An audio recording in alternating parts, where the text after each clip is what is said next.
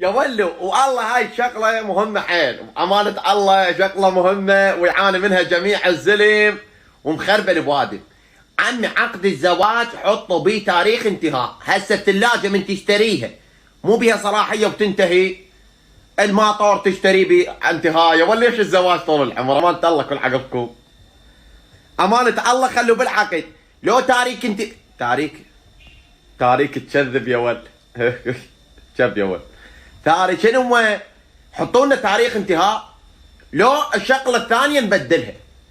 هسه واحد من يشتري سياره مو يروح يبدلها بالمعرض يا ولد، بس انت اذا تريد تبدل اللي عندك ممنوع تبيعها، بدلها. اذا تبيعها تطلع عليها ضرائب كومه، كلها مخالفات، يطلع عليك ضرائب ايش كثر، بدلها.